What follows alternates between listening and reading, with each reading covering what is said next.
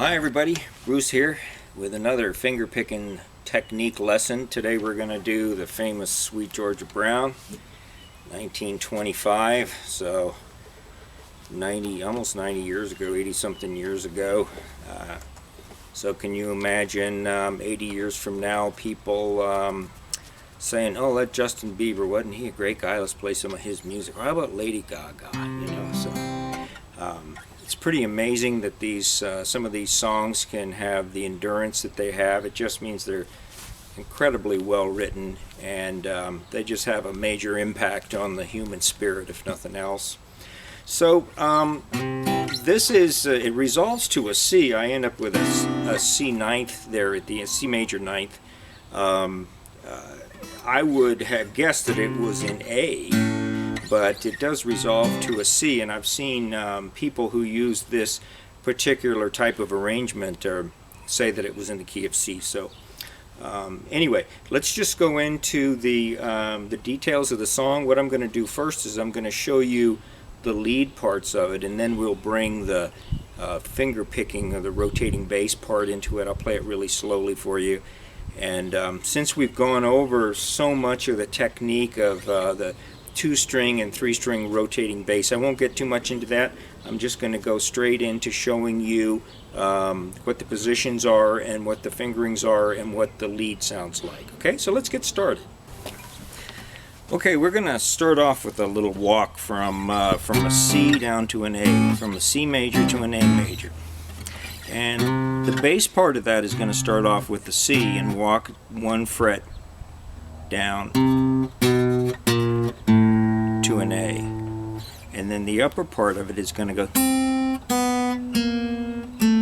like that. So it starts off with a C. Here we're starting off with C at both upper and lower, an octave apart. And then the top part is going to go to a B and then to a sharp and then to an A. So it's going to go.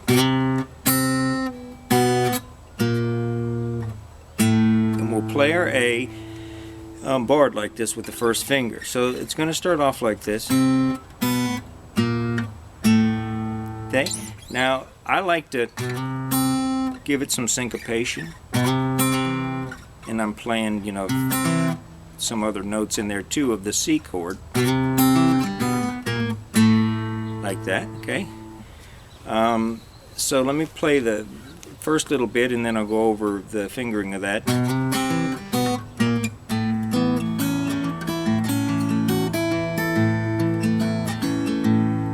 So let's wait on the rotating bass for right now, and let's just go over the lead part. So we're fingering this A major chord with our first finger, and we're going to start out with that A note.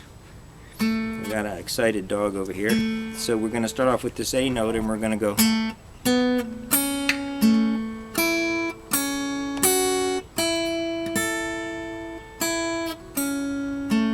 So these are all just off of that bar, including the first string there, which would be a 6th. You know, usually we don't play that in an A chord, but in this case it is part of the lead. So here's how the lead goes based off of that bar. I'm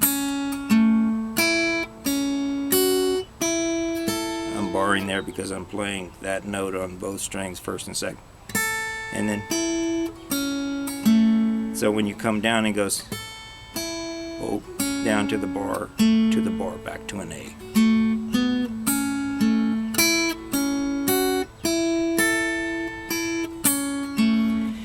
Second part, there are only 2 songs that I play, that I've played in my whole career that I use my thumb. One of them is The Last Steam Engine Train by Leo Kottke, and then the second song is this one. And what we want here is we want an F sharp, and we're going to play a D7th with an F sharp bass. And then we're going to take the lead off of that A that's in the D7th.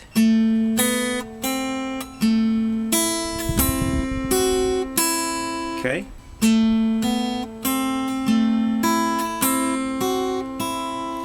Really sounds like a minor, doesn't it? But it's a D7th. And then here's where I've seen other people who play this fingerstyle in the same key make some judgments that I think are really off base. There's so much easier ways to play it than I see a lot of people playing this in this key, because the next note is going to be up here on an A, but it's still in the D chord, and I've seen people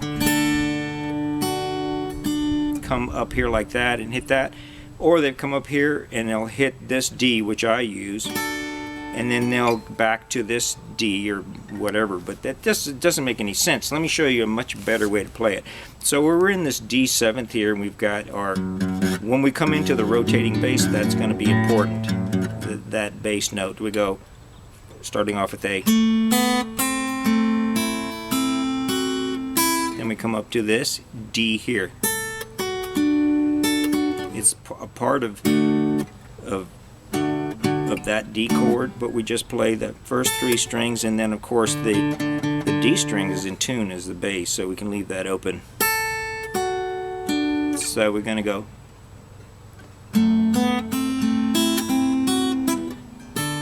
And then here's the trick. Okay, people are jumping all over the neck to play these notes, and all you have to do is you play on your 2nd string on the 7th fret, that note of the D, and then open your 1st string and then play the 3rd string, and that gives you your lead. First you play it with it on the 1st string, then you play your 2nd string in the 7th position, and then the 1st string open, and then 3rd. So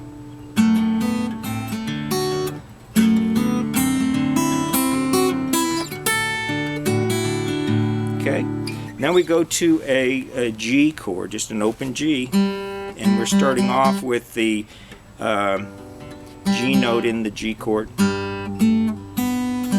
And this is one of those rare times where you're not using your little finger to play the lead. So what you're going to have to do, just pick the lead now. Don't try to play the bass at the same time, or the rotating bass.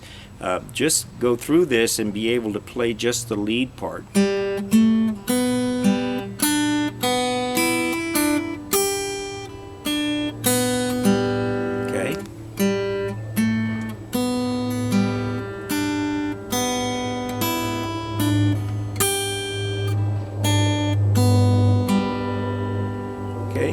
It's very similar to the way that first one, where you had that 1st string, 2nd string. Here you have a 1st string, 2nd string, and then back like. Okay, so.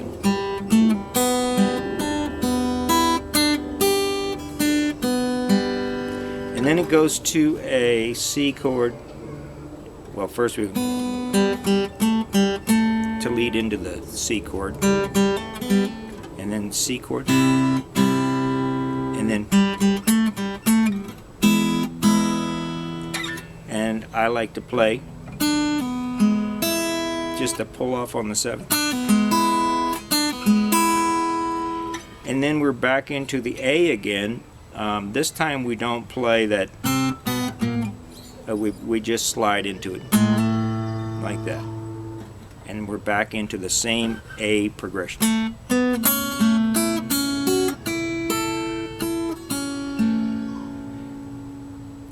And then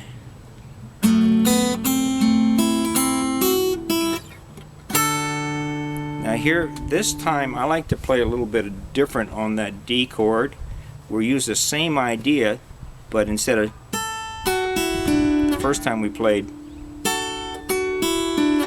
now we're going to play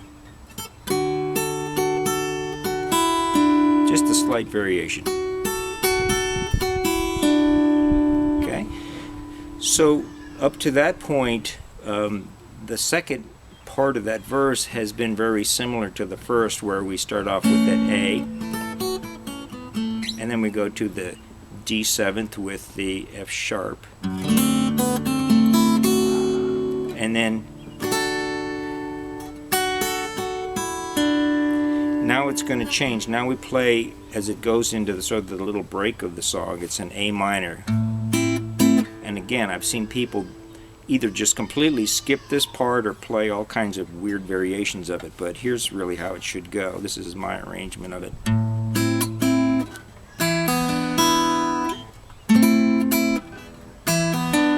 Okay, it's A minor, and you're playing your E note here, your 5th fret of the 2nd string.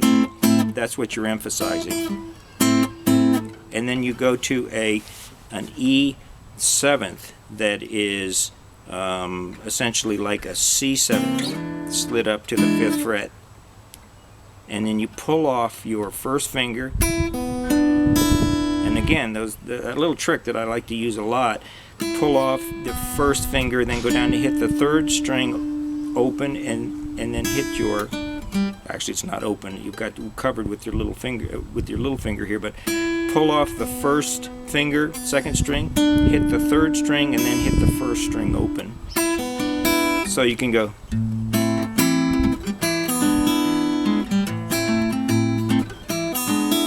Okay? I think that just works great right there, and I'm just really surprised I haven't seen other people using that form, because it does work so well. Now we're going to have a little turnaround at the end of the verse that goes like this.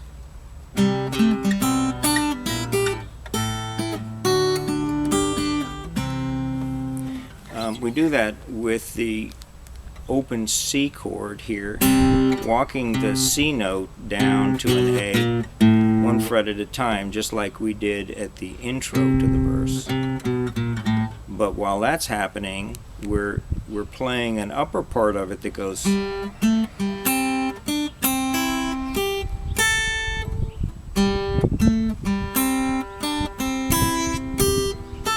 So when we get up there, we're going to play a barred A, and we can also bar 1st and 2nd strings here to give us our lead note to come down to this E, and then a D, not a D7th, a D, because we need that D there in the G chord, and then we end up in a C.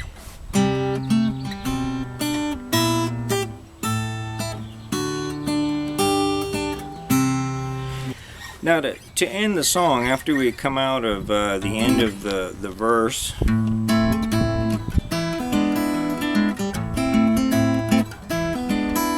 we play this twice. Now you can vary the lead. If you listen to it, I'm going to play it through twice at the end, and you'll hear a slightly different lead pattern, but I think it makes sense to play it this way.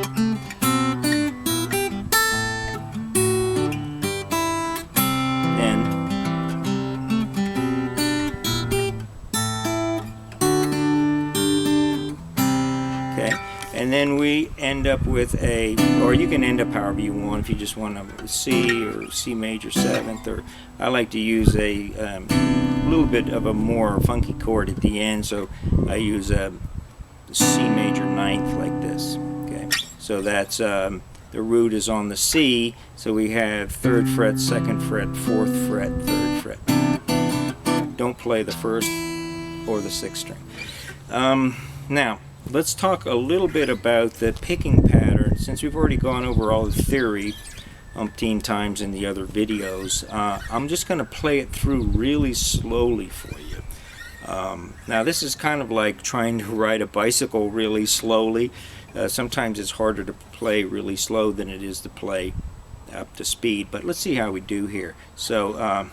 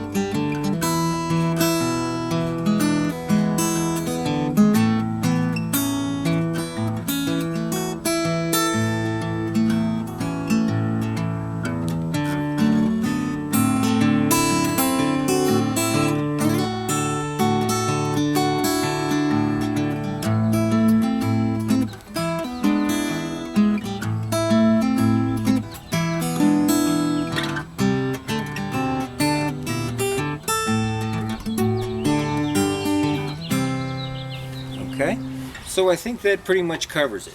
Now, this is probably the most difficult of all of the finger-picking style songs that we've covered. And this also will probably be the last of this series of videos, as I have some other projects that I want to move on to that are very interesting, and I hope that you find interesting. Some of them will be completely different. But I will just say, when you're learning these kinds of songs, it requires a lot of small motor skills and coordination. What you're really doing is you're training your autonomic nervous system, or your subconscious mind, to do things that aren't specifically under the control of your conscious mind. So what that means is that you can take certain learning processes to a certain level, and that is, you can break it down and play it very slowly. Understand that you maybe have to pinch 2 notes at one time, or play 1 note in a finger picking sequence, and then the thumb, and then the ring finger or whatever.